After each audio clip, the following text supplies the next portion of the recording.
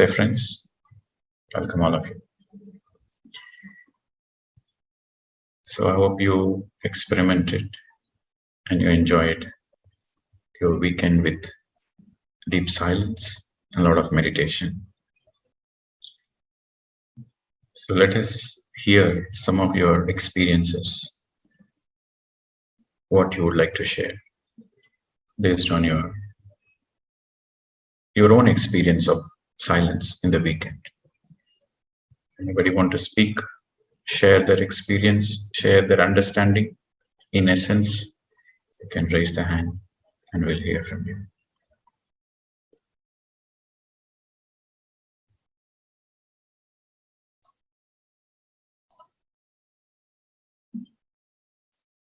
So after Mauna, nobody wants to open the mouth. Good. That's a good sign. All right. So let me share the screen where I'll give you such an understanding what probably you would have gone through. I hope you can see my screen. Yes. So in the process of silence, when you practice Mauna, the more you practice Mauna, the more you have this ability to have a deep listening. What is deep listening? Listening means you are not listening superficially, but you are going to the depth of it. The more you listen to your inner voice, to your inner feelings, to your inner guidance, that becomes like your GPS in your life. So the more you practice Mauna, the more you can able to listen to your inner voice, the voice of your soul. And it comes as feelings, intuition. Your feelings and your intuition or your communication from your higher self, communication from your soul. So Mauna helps you to really listen to your own guidance, inner guidance, my dear friends. So that deep listening of the self, from the self, happens. And the more and more you are in Mauna, you realize that there is no need to speak unnecessarily. Your speech becomes more controlled. You know when to speak, when not to speak. Most of the time, we unnecessarily open the mouth where there is no need. So the more you practice silence, the more you understand that you lose energy. Whenever you open the mouth, you are spending energy. You are losing energy. So you will be very careful in what kind of words you will be using and how much you are speaking. You would have noticed during the practice of silence, you feel more energy, you don't feel much hunger. But immediately after you come out of Mauna, you start speaking, you notice that the energy goes down. So that's when you realize, wow, there's so much energy I'm spending unnecessarily speaking. You speak necessary things, you speak beautiful things, you don't lose energy, but you speak unnecessarily, then you lose a lot of energy. And then you are no more, also you will realize that you are no more in a reactive mode. Okay. Most of the people, they are in the reactive mode. Somebody says something, they immediately react and they immediately open their mouth. So you are no more in the reactive mode. You just wait. You understand what they are trying to say. And then you take a few seconds pause to understand. And then you respond. You don't react. So this is the main difference between an enlightened person and a non-enlightened person, a meditator and a non-meditator. Normal people, they react. Enlightened people, they respond. There's a big difference between reacting and responding. Responding means you understand the situation, and based on the situation, you respond to the situation. But you are no more helpless. When you are responding, you are in your strength. You are in your strength, with your strength you respond. When you react, you react. It's an automatic process. You are vulnerable, so you keep reacting. Okay. And then the other aspect of Mauna is, you would have noticed your emotions are, all the emotions flares up, all the emotions which is pent up right from your childhood or even from your past lives, the subtle emotions, or you will notice during this deep silence. And eventually when you identify it, then naturally you start witnessing it and you let the emotions go. You are no more holding on to it. So the emotions, energy in motion, is no more stagnant. It's flowing and you become a witness. So emotions naturally become a balance. And also your witnessing capacity increases. The more you practice Mauna, the more you conserve energy. So you become a better witness to the inner circumstances and to the outer circumstances. And you become authentic. That is very important. You don't speak to please others. You will never open your mouth to please others. You will speak authentically. What is in your heart, you will speak. That is authenticity.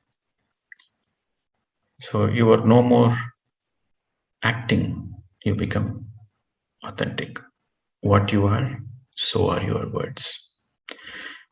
So you have practiced 2 days, but if you want these benefits, then you have to make it as a regular practice in your life. Every week, 1 day. Every week, 1 day. And whenever you have a time, once in a year, once in 6 months, go for silence retreat. Once you get to the beauty of it, once you get to the art of it, art of the silence, art of Mauna, then it's a cup of tea. So if you can practice once in a week, that will be very, very great. And whenever you have a time, you can go for silence retreats, go to the nature, go to the forest camps, go to some ashrams, and practice intensely for 1 week, 2 weeks. Then you get the depth of what the real Mauna can give you to transform your life. So we are making these efforts for our self-transformation. We are making our life more beautiful, and we are trying to make a better version of ourselves. So this is a very, very important practice in our self-transformation, my dear friends. So now if anybody wants to share, you can still raise the hands.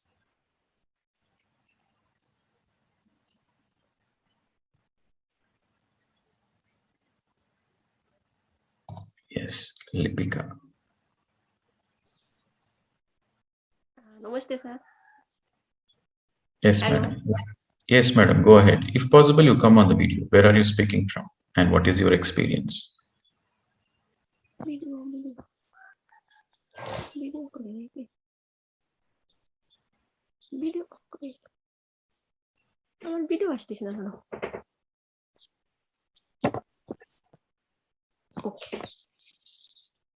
Okay, I am from, my name is Lipika. I am from Hyderabad. Yes, madam. Go ahead. Okay, मैंने पूरा 2 दिन silence में थे और fruit खाई पूरा दोनों दिन.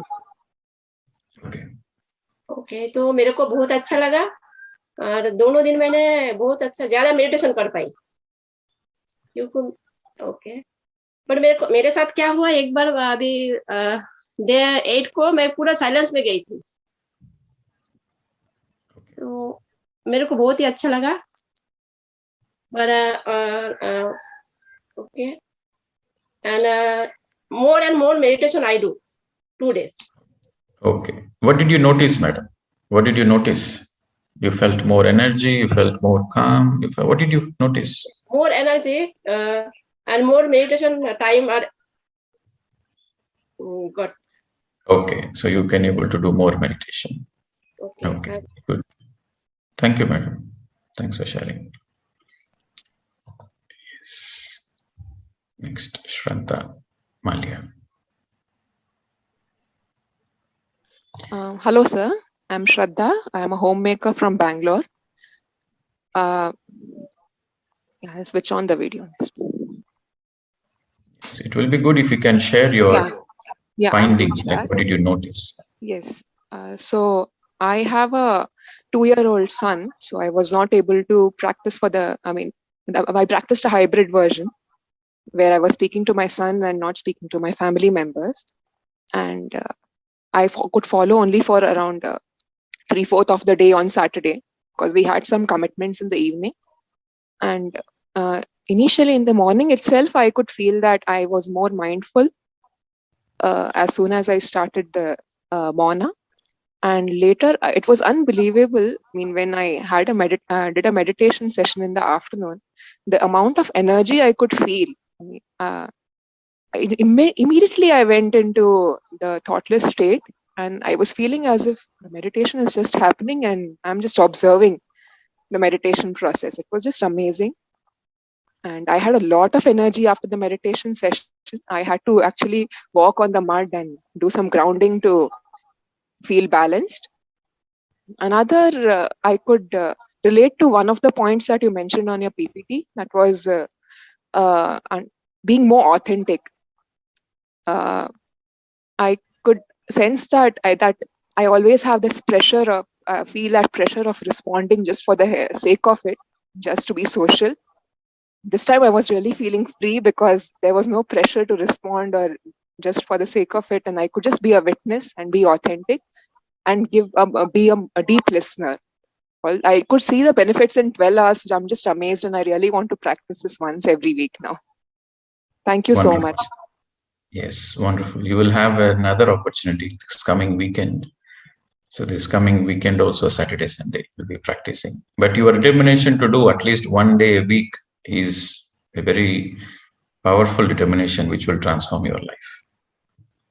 I really hope so. Actually, I'm very sure it will. If 12 hours could, I'm really sure it definitely will change my life. Yes. Thank you so much once again. Yes, madam. Thank you. Where there is a will, there is a way. Yes. Ranjana. Yes, sir. Can I speak? Yes, madam. Go ahead. See, everything was fine, but means 2 years back, I had vertigo, and after that, I didn't suffer much. But this time, from your second day session only, I was feeling giddy, my head was reeling, and the last 2 days it became too intense. Means I had to lie down most of the time. So much of spinning of the head. But I also suffer from gastric problem. And the last 1 week also my stomach was bloated. I was feeling uneasy. That got cured, you can say, temporarily. I didn't feel that uneasiness, but vertigo had pulled me down. So why is it so when I don't suffer regularly due to it? 2 years back I had it. Okay. So you said your gastric was better, and Yes. it is getting better and you are feeling better. So that's okay. The other thing is sometimes, you see, before, you just imagine the candle before it goes off, it burns really bright and then goes off, right? Towards the end, the candle really brights up and then puts off. Okay. Similarly, some of our illness, before it gets cured, it goes to the peak and then it disappears. So it's a part of natural healing process. Before it completely gets healed, okay, the final residue will come to the surface. The final residue will come to the surface with full force and then it disappears. So that's the time you need to do more meditation and not to get disappointed and drop the meditation. In any self-healing process, with any self-healing process, it aggravates first and then it goes off. Okay. Thank you, sir. Yes, madam. Okay, next. Sanjay.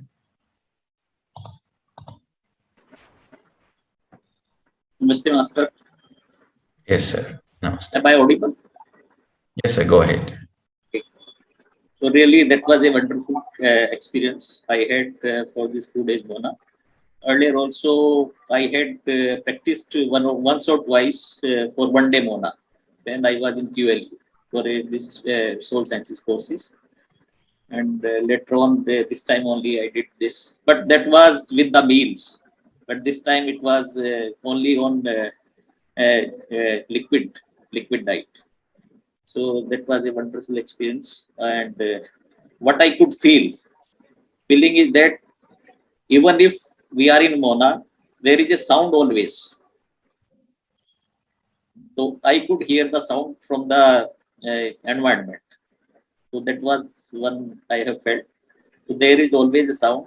And sometimes if you want to meditate with those sounds, that is a very beautiful thing. You don't need any music for the meditation.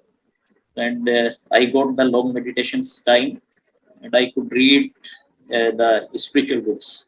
I completed one spiritual science magazine during these 2 days, the latest version, Mr. Dawn. And I could read the You Are Forever. Some chapters what are left, I could complete those. So there is plenty of time. And best thing, I got a cooperation from my family. That is also one vibes that happens in the family. Yes. Yeah. Yes. When you are transforming, then the whole family wants to support you so that they get the benefit. When you are transformed, your family is benefited. Yeah.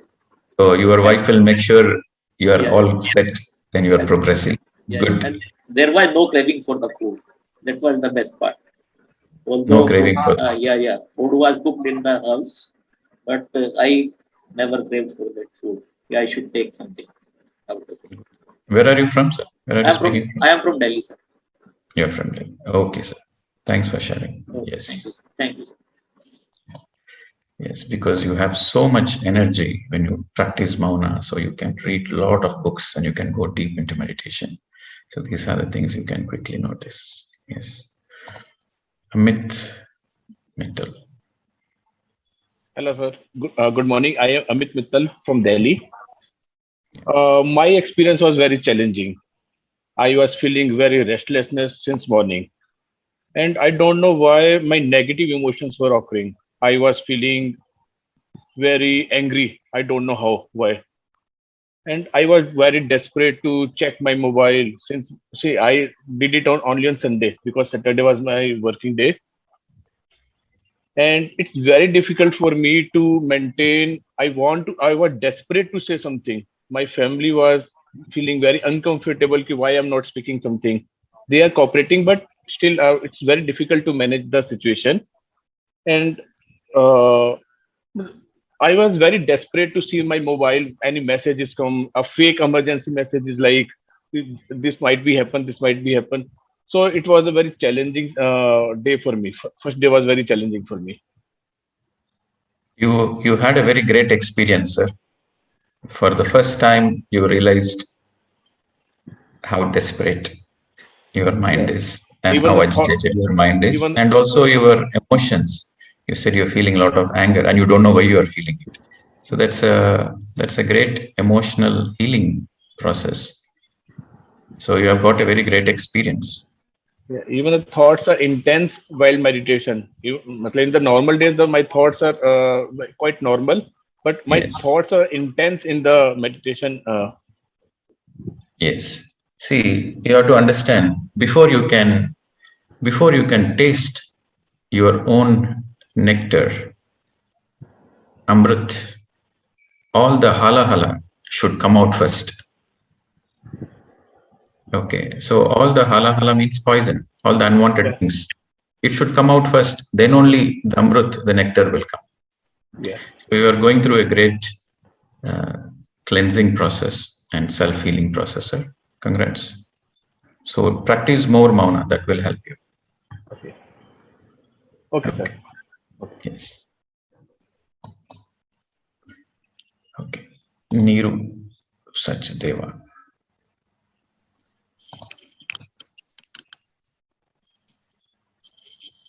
Namaskar, Pradeep ji. Yes, Madam, namaskar. I just wanted to share, I practiced Mona a few hours in the morning. It was very, very uneasy for me because basically I look after all the chores of the house. So, but as all the family members, they cooperated with me. So I realized that everything and every one can do without me also. So it went on.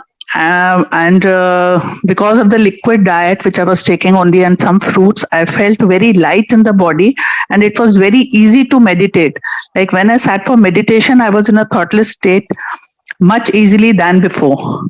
So, but the next day, like I had that urge to speak, but because I had taken a promise to myself, I really suppressed myself. No, I don't have to speak. I don't have, it was really challenging, but I succeeded in the end. Thanks to you. Madam, you got a great realization that you understood that without you, things goes automatic. All the work happens without you. So we give too much importance to ourselves. So during the Mauna, you understand, even you don't open the mouth, things will go automatic. Yeah. Really. Yes. Thank you, madam. Thanks for sharing. Thanks so much. All right. Rekha. Hello, sir. I'm Rekha speaking from PG. My experience is when during Mona, I realized that I was becoming a witness to my thoughts, and I was feeling very, very energized. And I took salads every day, and I didn't realize salads were so tastier before because I was eating it so mindfully. I didn't realize that it tasted so good. And Yes. because I was away from my digital device, I had so much time for myself. So I ended up making this yesterday. Okay. Yeah. What is that? I couldn't see clearly. What is that? Oh, the painting. Okay. Yeah, Okay, beautiful. yes. Yes. You're speaking from Fiji, is it? Yes. Okay. Yeah. Good, madam. So you experienced more mindfulness and the food tasted great. Yes. Yes, when you eat mindfully, that will be the tastiest meal. Yes, Yeah. thanks for It was sharing. the best salad I had. Best salad, yes. Thank you. Thank you. Yes, next, Mahesh. Please unmute, sir. You're still on the mute, sir. You have to unmute. Maybe you pressed 2 times. You have to press once.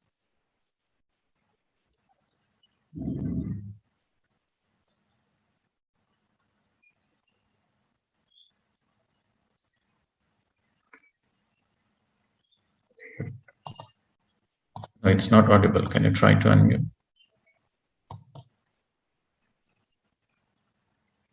Yeah. Okay, now it's, go ahead, sir. Yeah, it was telling me the host is not allowing me. Anyway, I'm Mahesh Patel from New Jersey. It was a unique experience in the sense I did it for the first time. And I did it within the family. More so, I used to make mistakes.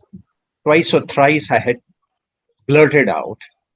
Then the family members used to remind me that you're not supposed to speak. I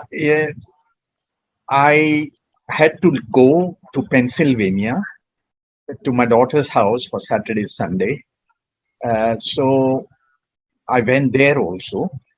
My last meal in our time, that is Thursday afternoon, since I'm having one meal, Thursday afternoon, and I didn't feel hungry for 2 days. I was on lime and honey liquid, and also dry fruits, a little bit of fruits. And things went off very well. On the first day, since you said there is going to be 1.5 hours of meditation, and due to my existing problem of trouble in the churning of the ajna, fierce churning, I said, let me try to do meditation of 1.5 hours so that I don't fail with you. So I could go through it. Although there was a fantastic churning, a lot of muscles around the neck, paining, but it went through. Again in the evening, I could do with you. So in overall, the experience was unique. I will definitely be more better next time, because it's always nice to be within the family and do this, Mona, rather than sitting in a room and be yourself. Thank you very Yes. much. Grateful to you. Yes, sir. Thank you. Yes, it is quite interesting to be within the family and quite challenging, because when you're all by yourself, then there is no much challenges. But when you are within the family and when your wife and children or everybody is trying to have a conversation and they are trying to trigger, so that's when it becomes more challenging. And also it's interesting you shared that your family members are reminding you. So so that also adds. So in a way, they want to make sure you are practicing, and in another way, they want, okay, this is our time, give us our time. So it's good. It's good to have all those family chemistries. Wonderful to practice, as you said. Yes, it's wonderful to practice within the family. Thanks for sharing, sir. Yes. Rajendra. Good morning, sir. Rajendra from Bangalore. I couldn't do 100% justice to Mona, to be frank. But the other thing is, I used to try and tell the family members, not to disturb me much. But because of some visitors came around and all that, so but I was showing sign language, but it was fun in a way. I really enjoyed. But the other part of it is, in spite of not doing 100% justice, I could manage and get high energetic feeling, and also I've become much more calmer. The other greatest thing last few days is that my sleep has, even though has reduced considerably, and I am sleeping now almost 5.5 to 6 hours only, but still I feel highly, energetic, and my mind has become more calmer compared to what it was. So that's why I just want to express and thank you for the same. Great, sir. Great. Thank Your you. sleep will further reduce. You keep watching it. Good. It will further reduce, and you will find more time to do whatever you want to fulfill all your hobbies and in read. fact, yesterday morning I got up at 4:30 itself, even though I slept around almost 11 o'clock previous day, and I was feeling very fresh in spite of that. And 90 minutes of this meditation yesterday morning gave me much more spirit, actually, you can say. So that added. And Saturday evening, I did transformation, that breathwork of Shreyans, that every Saturday he has. So that I normally follow. So that I think also kept me going in the meditation thing. So Yes. Thank you for your advice and. Yeah, I hope the next coming weekend you will do 100% justice. Sure, sir. Thank you, sir. Thank you. And but no sign language. And no sign language, sir. Yeah. Next week, actually, that online spiritual level 1 is being That's conducted. okay. That's okay, sir. That's fine. Whenever it is possible, you please do 100%. Okay. Yeah. I wanted to join that, 3-day, but if you are having a combined program of this, so maybe. Okay, sir. Thank you. Thank you. All right. Dr. Sanjeev Gupta. Sir, this was a very nice experience. I have already gone through silence, but it was not such an enriching experience.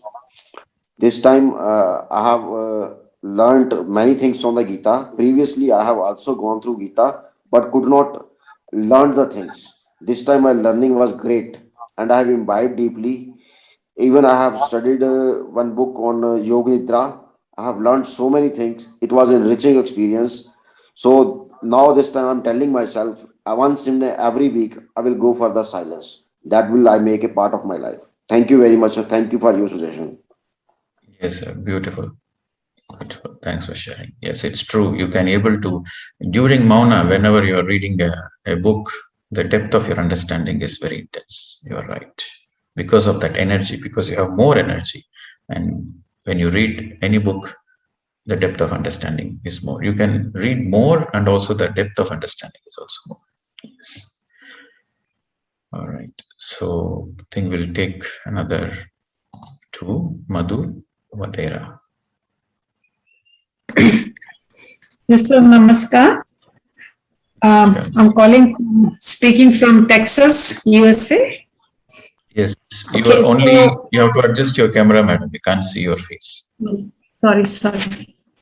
Yes. Okay, so usually I'm always in the habit of speaking, keeping quiet, and just talk whenever necessary. I don't call usually anybody, nothing.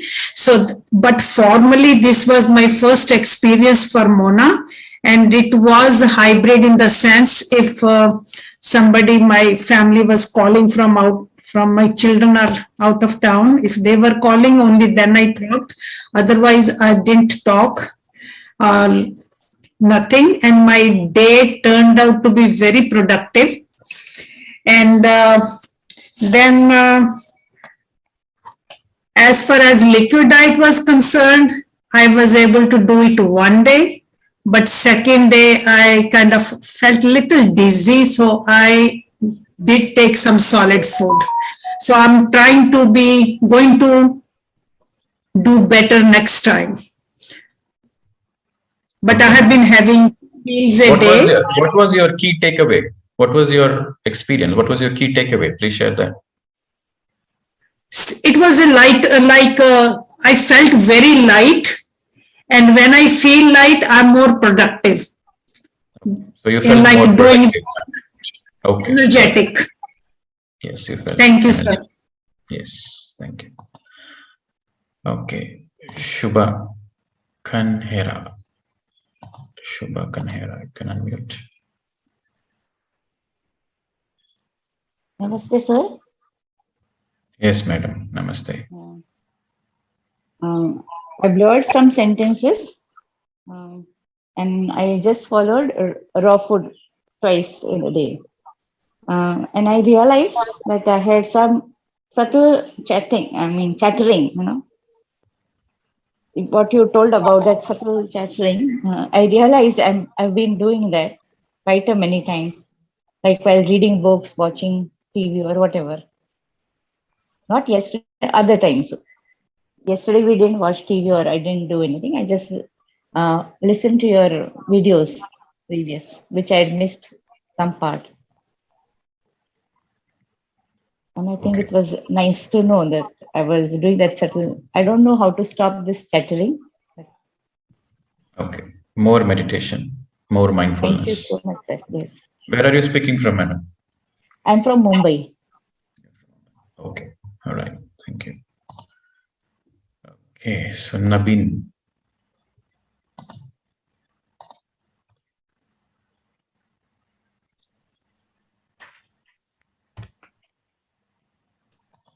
Yes, sir.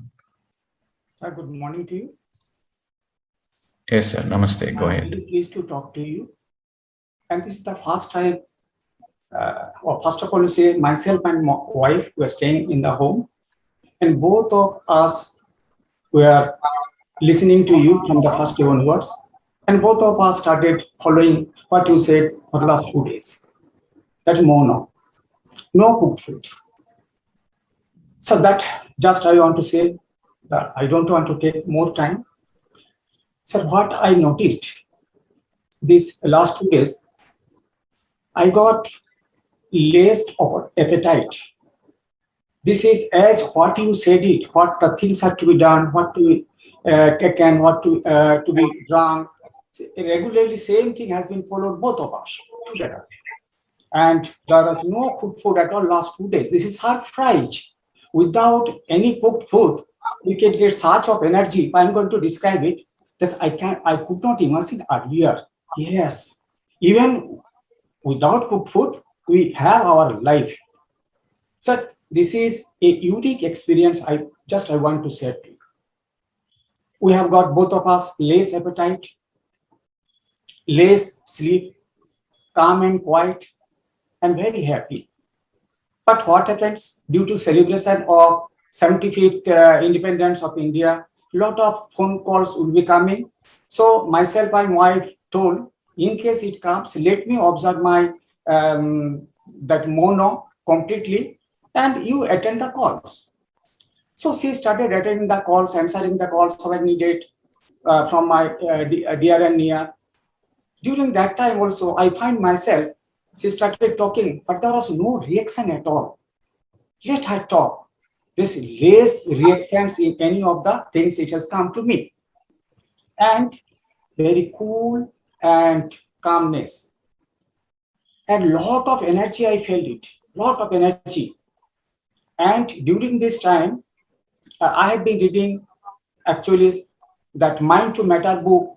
And while reading this book, during this being calm and cool, I was so concentrated, and I was getting what the author wants to convey to us, that I was getting a lot of it out of it. And reading, it was very enjoyable to read the books. A retired health professional, sir. The more you practice mindfulness, the more you practice silence, then you realize that everything is inside you. You are that you are. So nowhere to go, nothing to do. So this realization is nothing but enlightenment. Okay, friends. Today we will understand and discuss about service. We would have heard of this term seva, service, right from our childhood. So what exactly is service? What exactly is seva? What is the difference between service and work? When you work, you do any work. You spend time, you make efforts, and you spend energy. And in service also, you spend time, you put in efforts, and you spend energy. So in service, you do the same thing. In your work also, you spend energy, time, and efforts. So what is the difference? The difference is when you do work, you get something in return. You get salary, money, or appreciation, or whatever. You get something in return. You are doing the work expecting something. When you do something expecting something, there is an energy exchange. So that is work. Service is, there is no expectation. The difference between work and service is there is absolutely no expectation whatsoever in service. If there is no expectation, then why would anybody do service?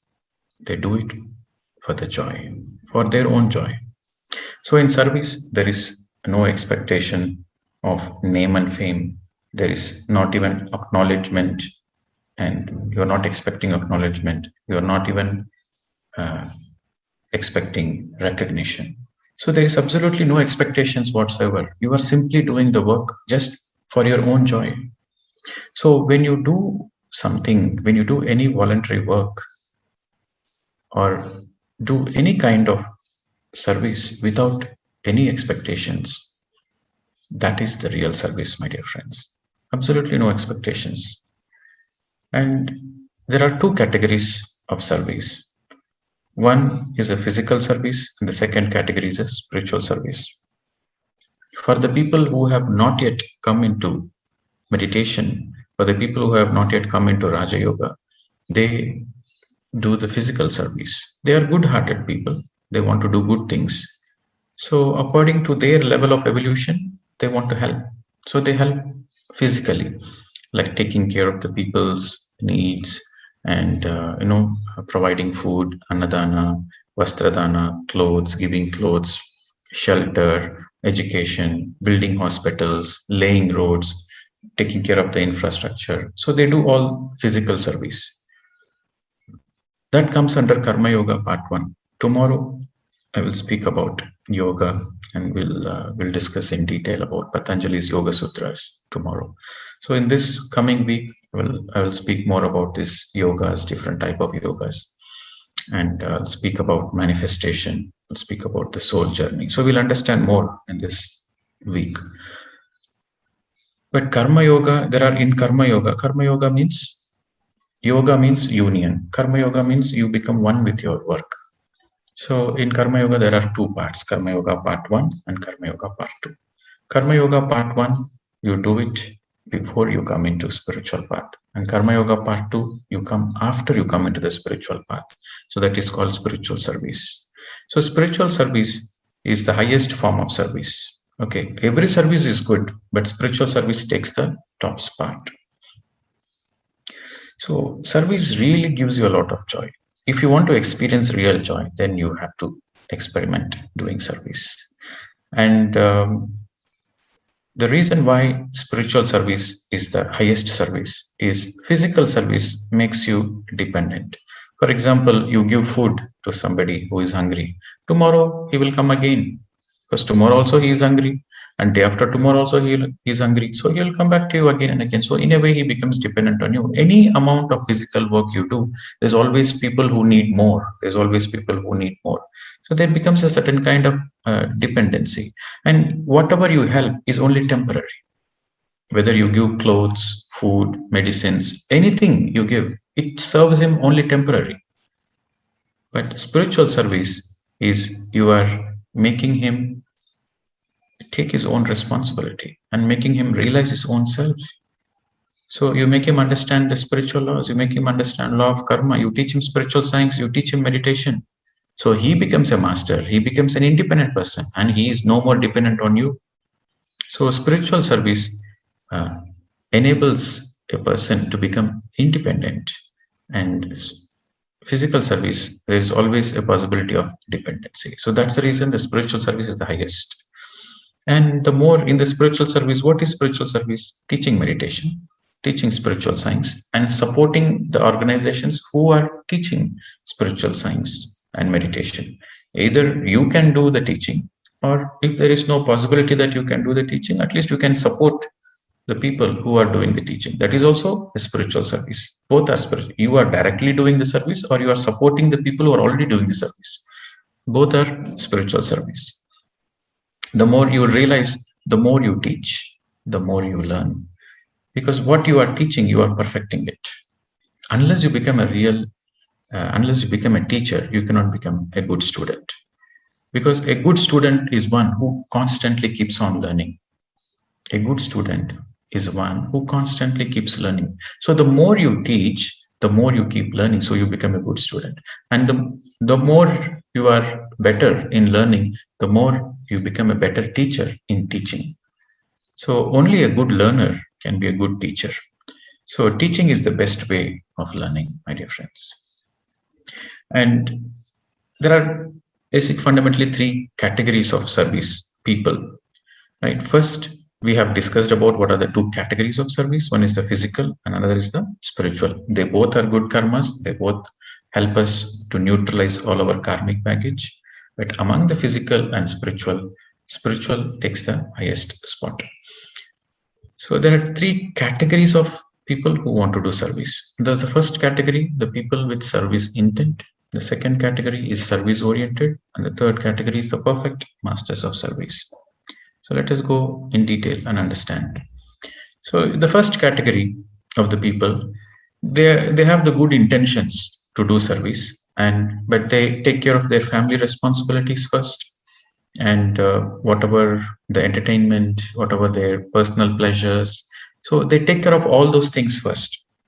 So after they take care of their family, their personal lives, like going to movies, going for holidays, so they make sure they are fully enjoying their life. There is no compromise. So they fully utilize their lives for their personal pleasures and taking care of the family and family needs. In spite of doing all those things, they have a little bit of spare time. So in that spare time, they want to do good things to others. Like, for example, if they are a musician, they want to teach music for free to the people, to the students around their neighborhood. or they have a lot of money, then they would like to use that money to help the people. Or if they are a meditator, then they will use that spare time to teach meditation to others. So the first category people, they take care of all their physical needs, physical comforts, physical pleasures, family needs. They take care of everything. Only if they have spare time, then they want to do service. That is the first category. Okay. So the second category of the people, they take care of family responsibilities, but they cut down their entertainment. They cut down their personal pleasures because they feel when they do service, that gives the real joy, because they have tasted the real joy of service. So what they do their dharma, they take their family responsibilities, and they focus on taking care of the family and the family needs and the family comforts. And then the rest of the time, whenever they find time, all the rest of the time in their life, they focus on service. So this is the second category people. So the first category people, compared to the first category, the second category people are little more evolved. Spiritually, they are evolved. In the soul evolution, the second category people are more evolved than the first category people. Then comes the third category people. So in the third category, they are the perfect masters in service. So they dedicate full time in their service. Whatever the job, their full-time job would be service. So they even set aside the family responsibilities also, because for them, the whole planet Earth is their family. Vasudhaiva Kutumbakam. So they feel it's not, the physical family is not the only family. They have to take care of the bigger family. So they might fulfill just the basic needs, of the family, they might fulfill. But all the rest of the time, 24/7, they are dedicated in serving others, in serving the mankind, animal kind, human, bird kind. They always want to serve.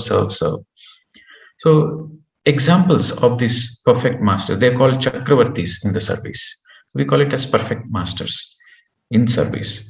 If you take the physical category, physical service, like you can consider Nelson Mandela or Mother Teresa or Mahatma Gandhi. So these people, they are Chakravartis in the physical service. And if you want to take examples of perfect masters in the physical, in the spiritual service, then you have Mahavir, you have Guru Nanak, and you have Jesus Christ, you have Buddha, you have Krishna. So all those people, they are full-time into spiritual service, my dear friends. And one has to always do the service according to their evolution. For example, Swami Rama, he wrote such a beautiful book, Living with the Himalayan Masters. So he was a youngster around the age of 20, in his 20s. That was the time when the freedom struggle was happening in the 1940s in India. So he was getting trained into meditation, into spiritual science from his gurus. But he felt the urge to participate in the freedom movement. And he felt that is the need of the hour. He need to serve the country and he need to participate in the freedom movement. Then his gurus told him, discouraged him. His guru said, no, your evolution is not for physical service. Your soul has evolved beyond that. So you have to do only spiritual service. That suits you. Physical service doesn't suit you. Spiritual service suits you. Follow your potential. So that is their advice. They discouraged him. Then they told him, you focus on your spiritual sadhana. You are going to help the whole of the planet Earth. Right now you want to participate, you are helping this country. Physically you are helping, but when you become a teacher, you are going to help the whole of the mankind. So they discouraged, because Swami Rama is a spiritually evolved person. So he has to focus on his level of evolution. According to his level, he has to do the service. So this is the guidance Swami Rama received. And Vivekananda clearly spoke, physical service is a temporary service. And he gave an example, because Vivekananda used to eat fish, which is not right, but he used to eat fish.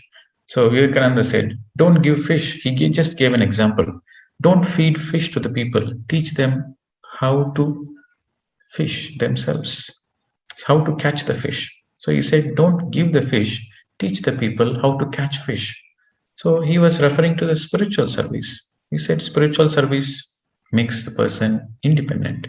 Physical service makes the person dependent. So physical service only takes care of physical problems, and that too temporary. But spiritual service takes care of physical problems, materialistic problems, and also spiritual evolution. So spiritual service takes the peak in the hierarchy of the service. And we have to always focus on our best potential. In what way we can serve the best way, we have to focus on that. For example, I can clean the roads. I can help the municipal corporation to clean the roads. I can go distribute clothes. I can go to the flood affected areas. I can do all those things. I'm capable. My body is capable to do all those things. I can go and sweep the roads. I can do that. But I'm equipped to teach meditation. I know spiritual science. So I have to focus on teaching meditation. I have to focus on teaching spiritual science because that is appropriate for me. So one has to always focus on their best potential in whatever they can do the service. And service helps you to clear your karmic baggage. And you might ask, sir, how it happens? How does the service is directly related to the karma? First, let us understand what is karma. Karma is not a punishment. Karma is a learning tool. It is an opportunity for you to learn soul lessons. Karma is never a punishment. Okay, through karma, you learn the lessons. Through challenges, you learn the lessons. So the very purpose of karma is for us to learn the soul lessons. So for example, I hurt somebody. So according to the karma, what you give comes back. So I will be hurt by somebody else. And I go through the feeling of hurt. So when I experience hurt, I realize how painful it is. So I decide, okay, next time I don't want to give this pain to anybody because I know how painful it is. So I don't want to give this pain to another person. See, I learned the lesson. So because of karma, what you do comes back to you. And when it comes back to you, you go through the pain and suffering. And through the pain and suffering, you learn a lot of lessons. And through learning that lessons, you become an evolved person. Okay, so karma is fundamentally to learn the lessons. And it is not a punishment system, my dear friends. So we would have done many bad karmas in all our past lives. In the beginning of the soul evolution, when you are an infant soul, baby soul, young soul, your focus is only on survival and domination and money, name and fame. So eventually you will do more bad karmas in the beginning stages of the soul evolution. In the later stages, in the mature soul, then you will stop doing all the bad karmas. You will focus only on good karmas. But when you become the old soul, now it is time to pay back, balance the accounts. So the old soul pays back, neutralizes, settles a lot of bad karmas from their previous incarnations. Because unless your karmic accounts are settled, you cannot progress further in your spiritual evolution. You cannot graduate from this earth plane until all the accounts are balanced. So the old soul, the more they do service, the more they do good karmas. It neutralizes the bad karmas which they have done in the past. You might ask, sir, is it straightforward? It is not straightforward. You have to understand karma has two aspects. Karma has two aspects. The first aspect is you learn the lesson. The moment you learn the lesson, you come out of the karmic loop. That is the first aspect. So every time you meditate, your awareness increases and you keep on evolving, you keep on learning the lessons. So then you are out of all the karmic loops. That is the first aspect. The second aspect is, even though you learn the lesson, you are out of the karmic loop, but still the accounts has to be settled. The settlement has to happen. Because of you, so many people suffered. So you have to settle it. You have to settle. The residues are there. The karmic residues are there. So settlement has to happen. So the more you do good karmas, the karmic settlement happens. So with meditation, your awareness increases. With mindfulness, your awareness increases. So you learn the lessons. So you are out of the karmic loop. But still accounts has to be settled. So the more you do good karmas, the more your accounts are settled. Okay. So in that way, the more you do seva, the more all your karmic debts are settled, my dear friends. And also, eventually, the more your karma is burnt off, permanently burnt off. Settled means finished. The more your karma is burnt off, the more eventually you will have vibrant health, good health. More you have bad karmas, more will be the health problems. If you don't have any bad karmas, you will not have any health problems. That is the equation between the health and bad karmas. Good karmas comes as a blessing, prosperity. The more you do good karmas, the more you have health, wealth, prosperity. Bad karmas, illness. And we should always focus on moving up in the service category. For example, if you are in the service category 1, where you have the intent, then you should become service oriented. And if you're already service oriented, you should focus on becoming perfect masters of service. So as you keep moving up in your efforts to do service, eventually you are in the path of enlightenment. And the most important is, whenever you are doing the service, you should remember this point. You should underline this point. Whenever you are doing a service, do it as a pure witness. Okay, don't think like I am doing it, that I should not be there. I am doing it. I am the doer. So if you remove that I, that doership, then there is only witness. The service is happening through you, and you become a witness of all the things happening through you. And when you get into that state of service where you are totally detached and there is no I, and you are just doing it for the pure joy, for the pure bliss of doing it, and you are not doing it and it is happening through you, and you are just being a witness. So that is an enlightened state, my dear masters, my dear friends. So it is very important we understand the right way of doing the service, so that we are no more stuck. You see, if you do bad karmas, you are stuck in the loop. You are chained with iron chains. If you do good karmas, also it is kind of a loop only. It is more of a golden chain. Okay, because if you do bad karmas, you have to take one more birth to pay the consequences. If you do good karmas, and you have to take one more lifetime to reap the benefits. I'm speaking about the physical service. If you're focused only on the physical service, then bad karmas, you have to take one more lifetime. Good karmas also, you have to take one more lifetime, because you have to reap the benefits of it.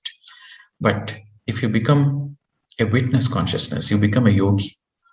Okay, so this is what Krishna said to Arjuna in Bhagavad Gita. Arjuna was a sattvic guni. He doesn't want to kill his uncles, he doesn't want to kill his teachers and brothers, because he's a sattvic guni. And he wants to drop the Gandivan. He don't want to participate in the battlefield, in the Kurukshetra. So then Krishna gave the Gita and said, Arjun, hey Arjun, you don't speak too much. You don't know anything about you. I know everything about you, and I know everything about myself. Unless you become a yogi, you cannot come out of this chain of life and death. He said, yes, you want to do good things. With the good things, you can go to Brahmalokas, but you have to come back again. Even if you go to Brahmalokas, you have to come back, you have to reincarnate again. Unless you go to Satyalokas, then there is no more life. That will be the last life. So you have to go to the Satyalokas.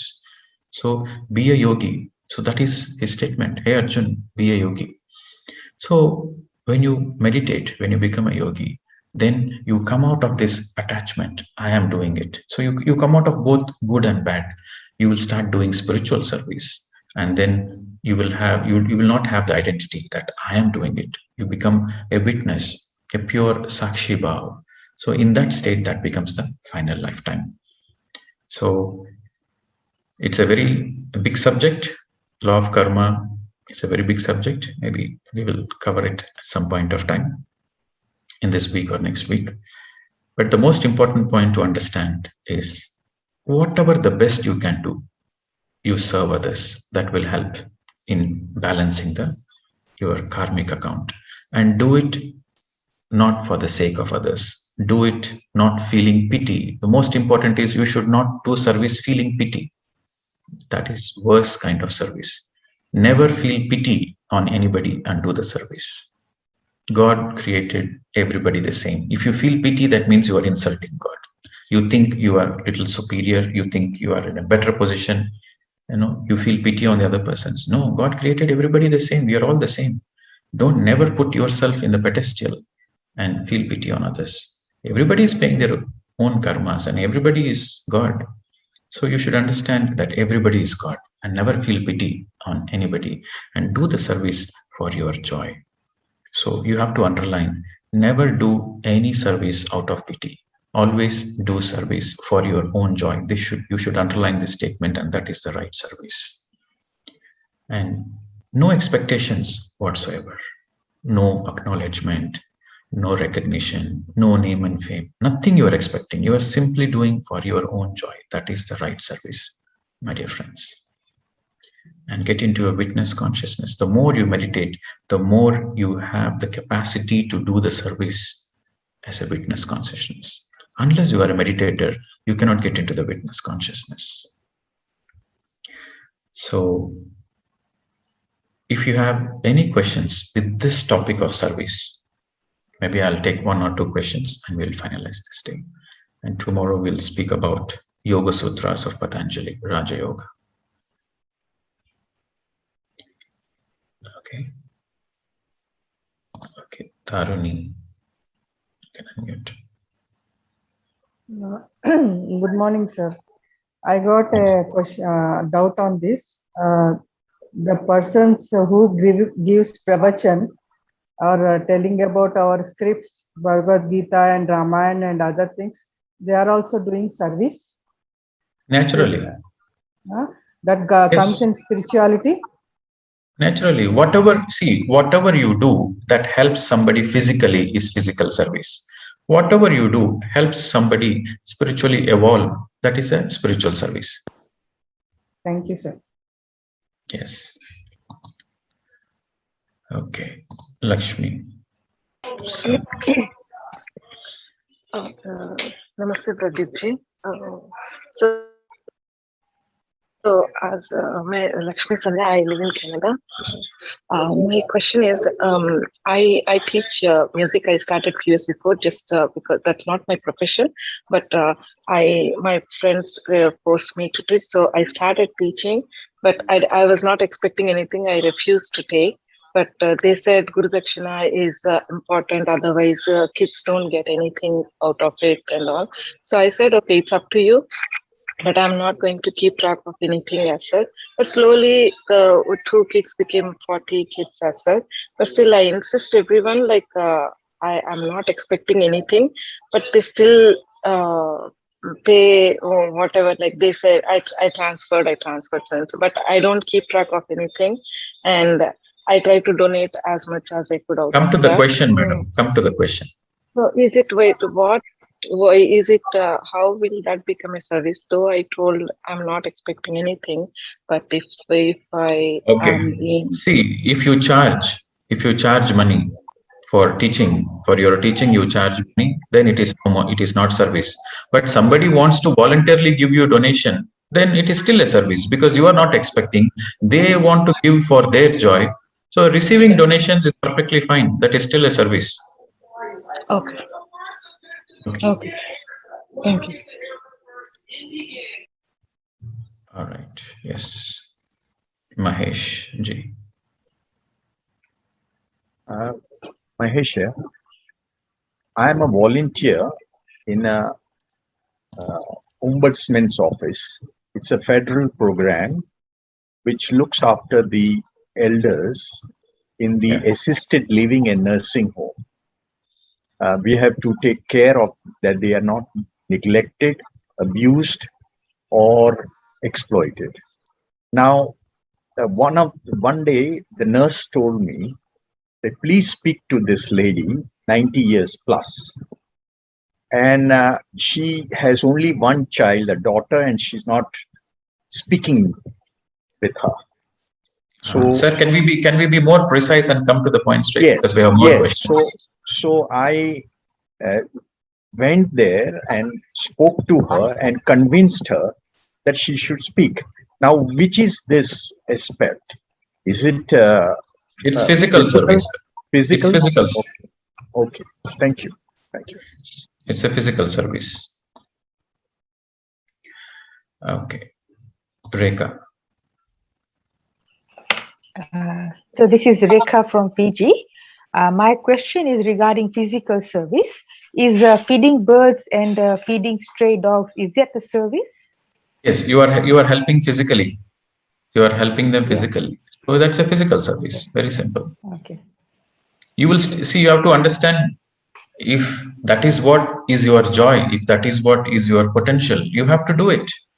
But if you have better potential, then focus on your better. Whatever is your better potential, you focus on it. But all services are good. Okay. Thank you, sir. Okay. Kalaivani.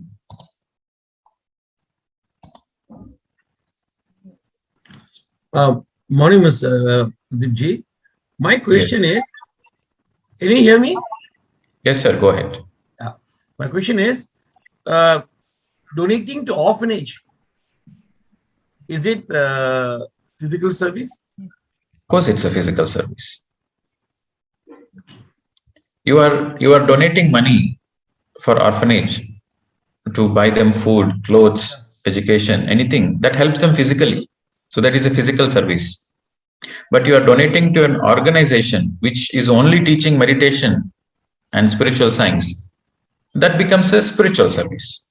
So we can do it parallel. You follow your heart. I'm not discouraging you not to do physical service. I'm saying you follow your heart. But you do your potential, you do your best. Anything, whatever your heart says, you follow it. Thank you. All services are good, but comparatively, spiritual service takes the top spot. Like you say, sir, I have only limited time. I have only limited resources, but I want to make sure I'm doing the best service. I'm doing the best seva. Then focus on spiritual service. But every service is good. You follow your heart, sir. Whatever gives you joy, you please do that. Thank you, Master. Yes. Okay. Alka.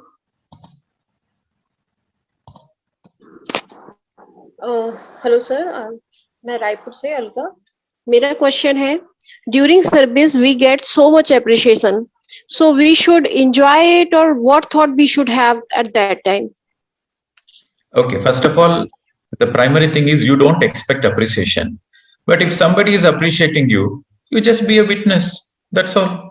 Don't take it that they are appreciating me and don't take it personally. Just be a witness. Just be humble. I said, it happened through me. Just say, I didn't do Baba, it happened through me. That's all.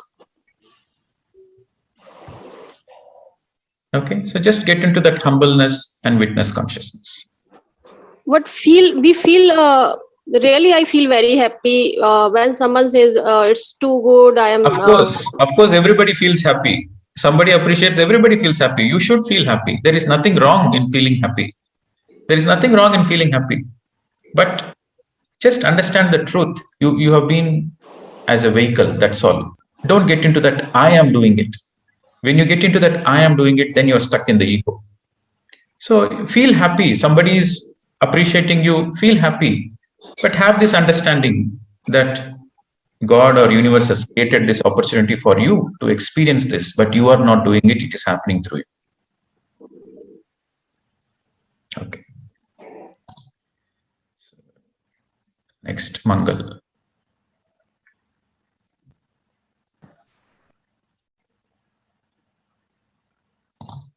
Unmute, sir.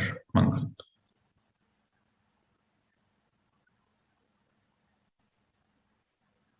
You are on the mute, madam. Yes, it's okay now. Hello. Yes, go ahead, madam. Good morning, Pradeep. Some doubt is coming while performing service in my mind. Like that, what you have mentioned, I'm just doing pre-teaching for teachers and students. But sometimes they only say if you are doing this valueless or priceless or without money, there is no value. People take it very lightly. You stick on to the truth, madam. Don't stick on to the people's opinions. Stick on to the truth. Only truth liberates you. Is it something like that? Because if I am not taking money, then I am also increasing my karma because I am giving them something. So is it like that? I am also increasing my karma. First of all, you have to be clear about the definition of service. You are confusing. You are confused. We have to understand the definition of service. Service means you are doing voluntary work. You are helping others for your own sake, for your own joy. That's the agenda. You feel joyful to do service and you are doing it. That's all. So that is a very definition of service. So don't think about you are increasing your karma. No, you do good things, you get good karma only. Very simple. Truth is very simple, madam. Okay, next. Neeru. Yes. Pradeep ji, I had a confusion. Like it is always ki you're doing one thing at a time, either physical or spiritual, or both can be done at the same time. Like I help I should not say needy, whenever who needs help financially or anything, we help. But from last 20 years, I'm doing satsang also. I've been joined with a guru from last 30 years, and from last 20 years, we have in every city, we have a satsang, which I am conducting. And like you said, like people appreciate you clear very nicely, you make our queries clear very nicely. You get a feeling of happiness, but still I have the feeling it is only through me. So what type of a service is it? Can you be a little more precise, madam, with your question? I wanted to ask, it will come under physical service or spiritual? Like I'm taking satsang, and the physical service is also by the side, like you help the needy financially or anything. Okay. See, whenever you are doing, whenever you are supporting, when you say satsang, I am assuming that you are giving the spiritual teachings, you are teaching meditation. Am I right? Yeah, meditation, as well as we get Vani from our guru, written Vani, which is based on that is fine. That is fine. That comes under spiritual service only. Okay. Because you are through your satsang, through your teachings, somebody is getting empowered. So when somebody gets empowered, so that is a spiritual service. On a soul level, they are getting empowered.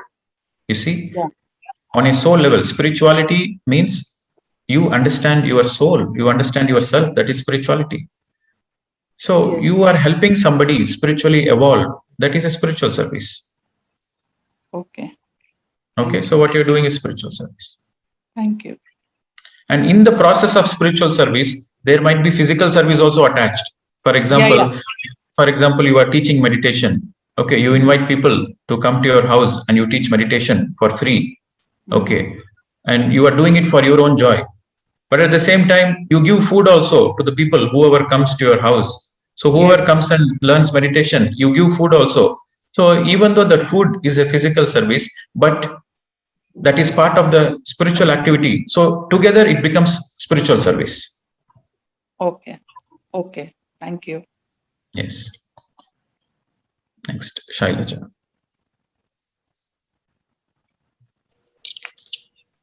Hello, sir. This is Shailaja from Canada. So in service, if I don't have any expectations, but back of the mind, if I have a thought that this service is helping me to clear my residue karmas, so this thought will be considered as expectations, or is it still? No, that is just an understanding. That's all. That is an understanding that the service is going to help you. That's all. So that is an understanding. Okay. See, in the beginning stages, for the soul to do the service as a witness consciousness, everybody has to make an effort, but it doesn't happen so easy. In the beginning, you will have some expectations. You will feel so happy when somebody appreciates, and you will crave for appreciation unconsciously. So in the beginning, all those things are there, but slowly, you have to become aware of it and let go of all the expectations and come into the witness consciousness. Okay. So only with efforts, only with deep meditation, and only with understanding right spiritual science, reading more books, you will master this service. Even this witnessing to be in a witness consciousness while doing service also doesn't happen just like that. It takes a lot of practice. And every time you catch hold of yourself, and every time you do better. Okay, it comes with practice. Okay, thank you. Yeah. Okay, next, Johnson.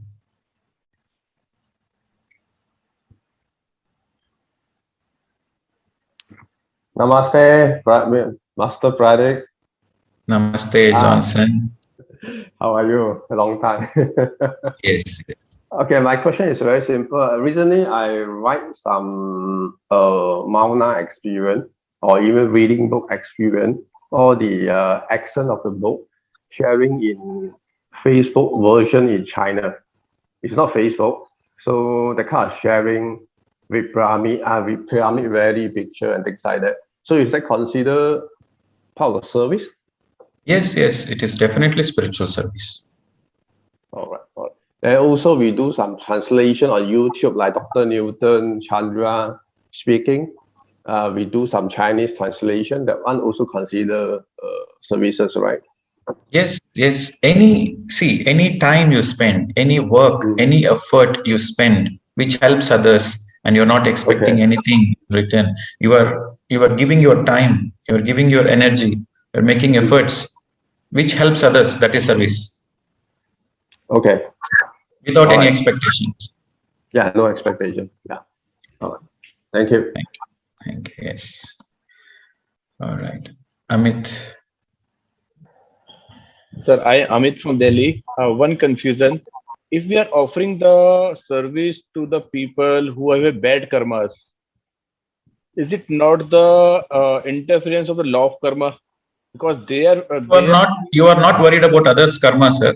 Don't worry about others' karma. Don't judge whether the other person is going through bad karmas or not. You are nobody to judge other situations. So your only focus is why you are doing it. Why you want to do anything. You are doing it feeling pity, or you are doing it only for your joy. With respect, you are doing with joy. So focus on what is your intentions. You should be focused on your intentions, and you should be focused on your attitude. Thank you, sir. Okay. So do only when you feel joy, not out of pity. Don't worry about others' karma. You focus on your joy. That is important. Okay. Thank you. Yes. Next, Grace. Good morning, Pradeep. So I'm from Malaysia. So I have a question. Is service necessary for your spiritual growth? It is 200% necessary. Without service, you cannot grow spiritually. It is 200% necessary. Thank you so much.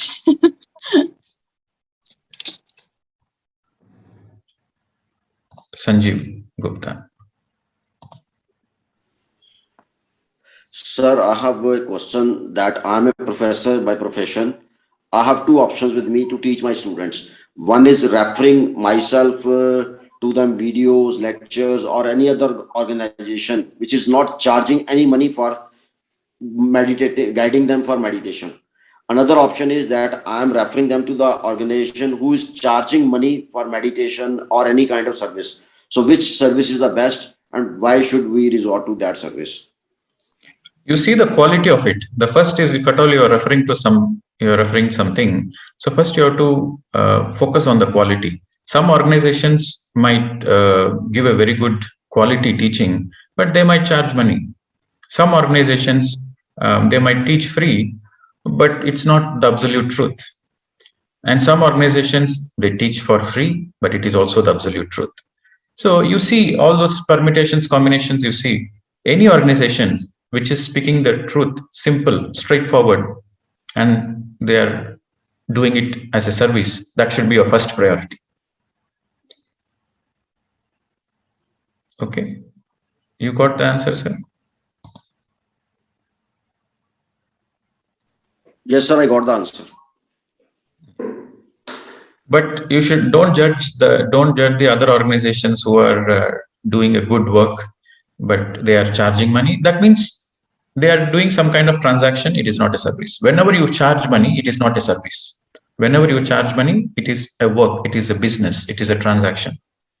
But service is something where there is no money exchange. Thank you, sir. Thanks a lot. Yeah. Okay. So next, Anili. Good morning, Master. Yes, I'm madam. Annie from Malaysia. Yeah, I have a doubt here. Can we donate our organ or body when we die? No organ donation. No organ. How about No this? organ. Because I read about the silent mentor program. What is your opinion on it? What is that? Silent? Silent mentor program that is donating your body for medical research.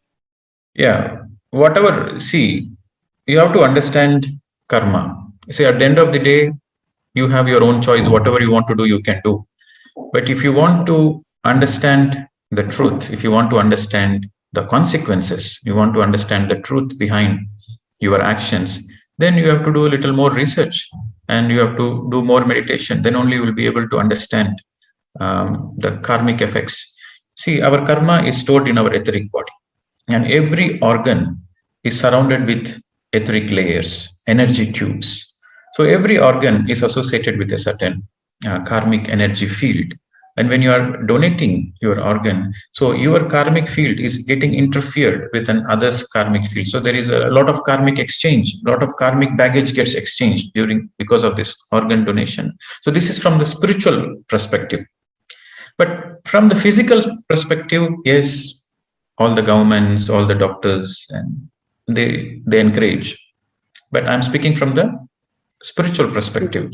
You follow your own guidance. If you ask me from the spiritual perspective, there should be no organ donation because it will interfere in the karma. But you follow your heart. Thank you for the explanation. Great. Yes. Thank you. Okay. Gunjan.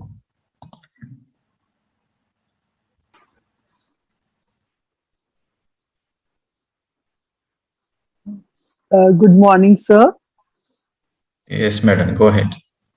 I'm Gunjan from Chandigarh. My question is, I want to know if we do service very wholeheartedly, is it good if we do for one person or a larger number of people? Naturally, the more the better. No, if you cannot approach too many people, but your circumstances allow do you your to, best, madam. Do your best. If you can do service to one person, good. But if you have the capacity to an opportunity to reach to many people, more is better. Do your best. You have to do the capacity to your best. Okay, thank you. You have to sir. do the service according to your best capacity. Thank you, sir. Yes. See, I can teach meditation only for one person. I can sit in my house and say, okay, whoever comes to my house, I will teach meditation. I have that option. Or I have an option to travel around the world and teach meditation. Or I can connect to the Zoom and teach for more people. So I have to focus on my best. Whatever is my best potential, I should do that. So reaching out to more people, serving more people is the ultimate. And if you can serve the whole of the humanity, that is, you are Chakravarti. Yes. Nabin. Sir, namaskar. I am Navin Yes, Mahato sir. from Delhi. Second time I am coming to you, sir. Just with a question I am coming to you. From Yes. last 10 years, sir, I am doing Reiki. I am Reiki master. And from last 1 year, I am doing Anapanasati from Chandra sir's meditations. And I have been serving the people with the psychic healing. I am a psychic healer. But from the Reiki, the healing process has much improved doing the Anapanasati meditation from Chandra sir. And it is becoming magic. I find the magic in it. And I serve the people. Means I don't charge money for doing this psychic healing to others. Only I heal them.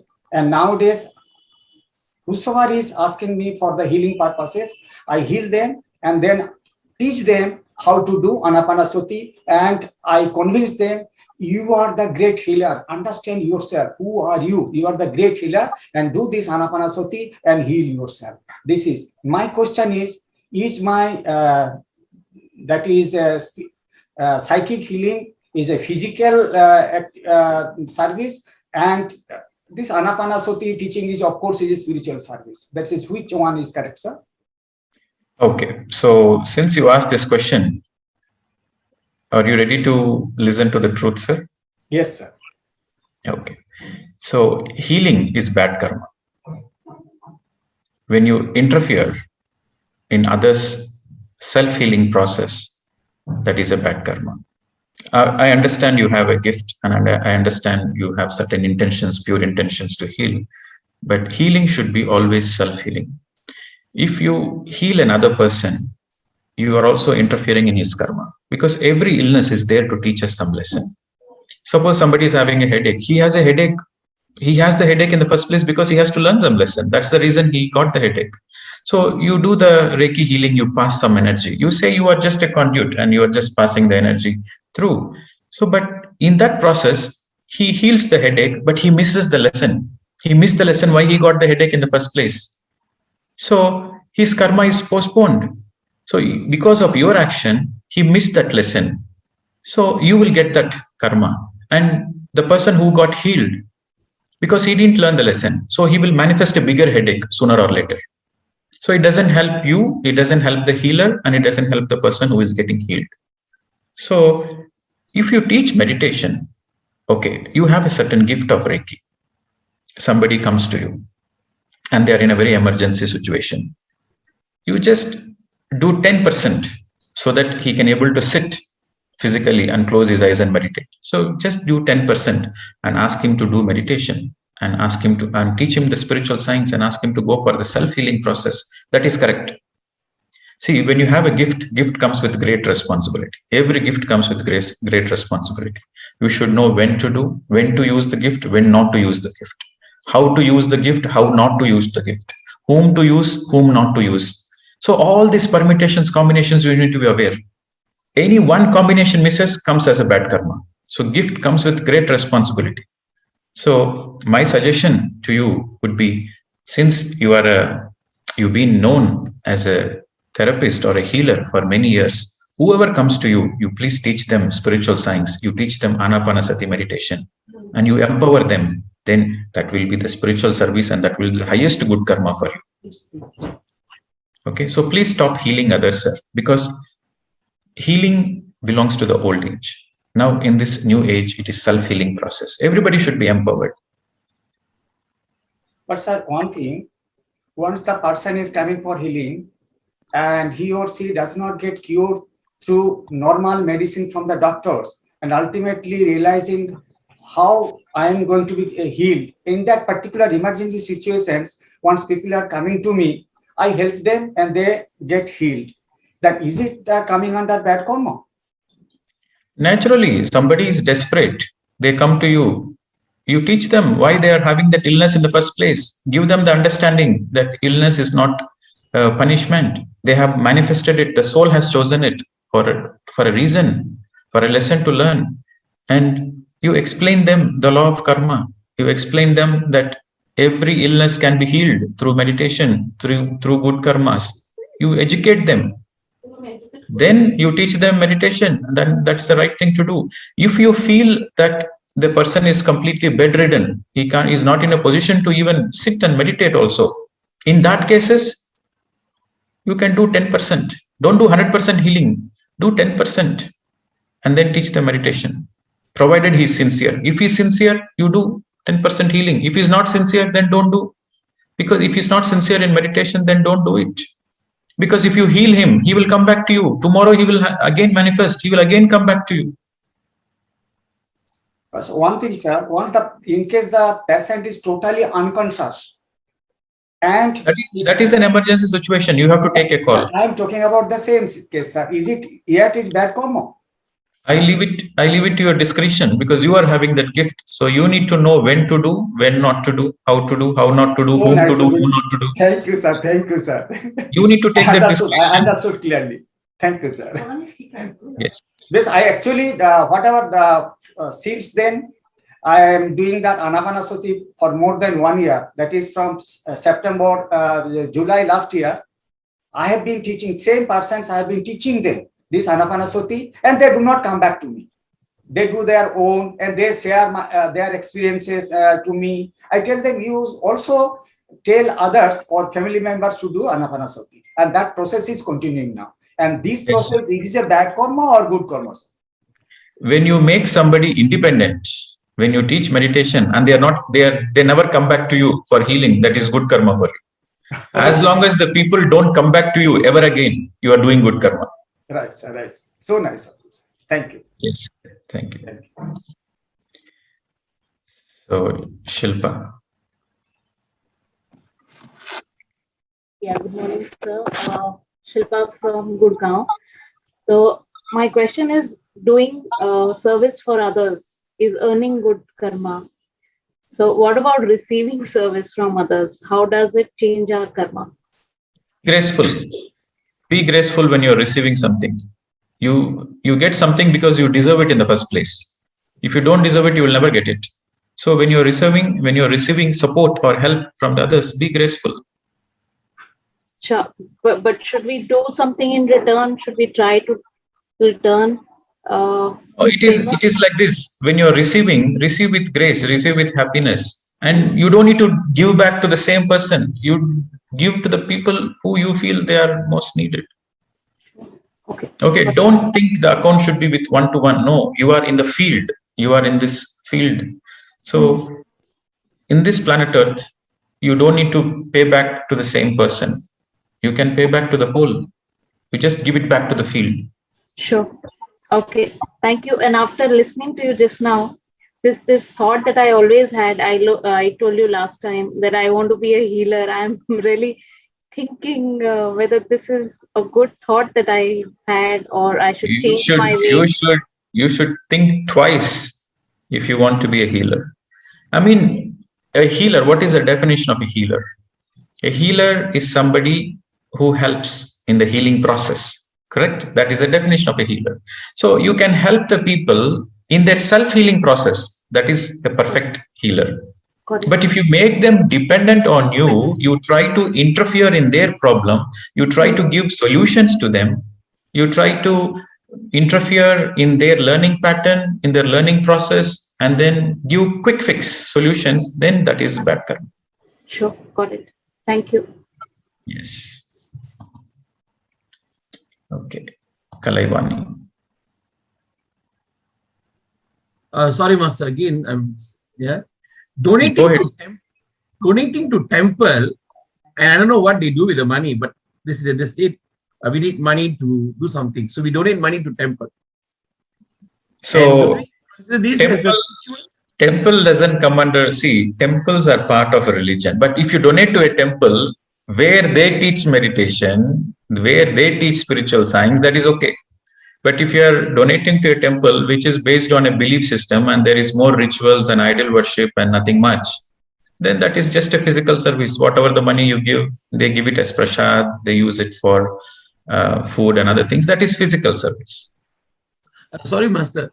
In the long run, okay, when temple and myself, you start meditating, I feel like I'm God. So do I need to go to temple? When you are God, then who are you going to see going to temple? When I tell people, they say I'm crazy.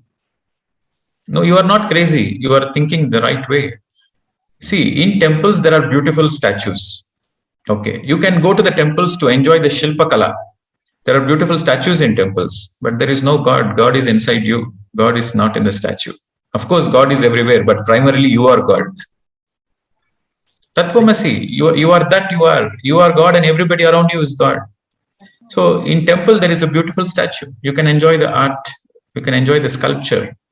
You can enjoy the fragrance. You can enjoy the prasad. All those things physically you can enjoy, but God is inside you. That is the truth.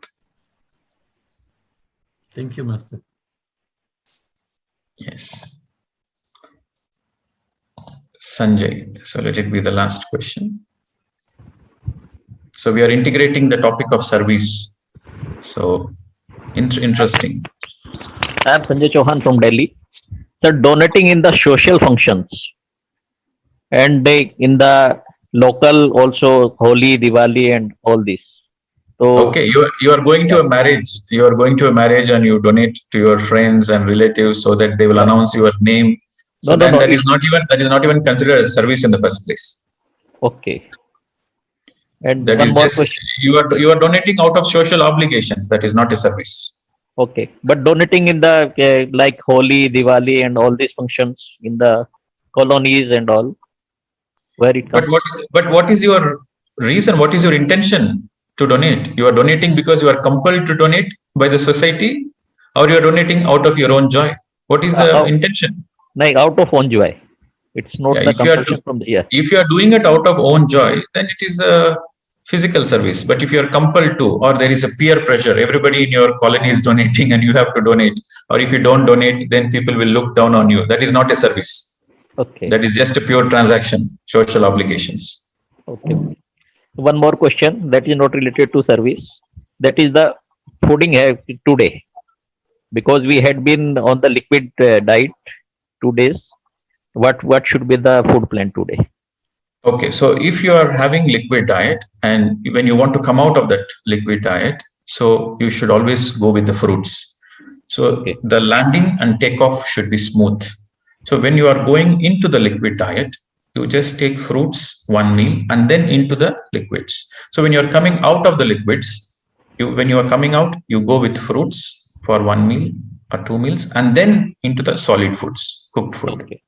So when you are coming out, it should be a slow and gradual process. You cannot stun your body. I mean, from liquids, you cannot put too much spices and cooked food that will disturb your body. Always it should be gradual. So from liquids, we should go to the fruits. From fruits, we should go to the cooked food. Can we take some sprouts also today? Yes. That is uncooked. Sprouts. Yes. Sprouts, let it be sprouts be later on. Let the sprouts be on the second meal. But the immediate meal take after liquids should be fruits. Okay. Okay. Thank you. Thank you, sir. Yes, sir. Okay, friends. So I hope you got all the answers and integrated this service. And once again, I emphasize, it is very essential. Service is very important for your own spiritual evolution, and do it wholeheartedly. You are doing it for your joy. Unless you do service, you really don't know what joy it gives you. Okay. And it helps you physically also. It will help you to have good health, because once your karmas are getting neutralized, eventually your health improves, and also you will be evolving on a soul level. At the end of the day, you feel joyful. That is the takeaway. Okay, friends. So thank you very much. So tomorrow we will discuss about Yoga Sutras of Patanjali, Raja Yoga. So thank you very much. Namaste to all of you. See you tomorrow.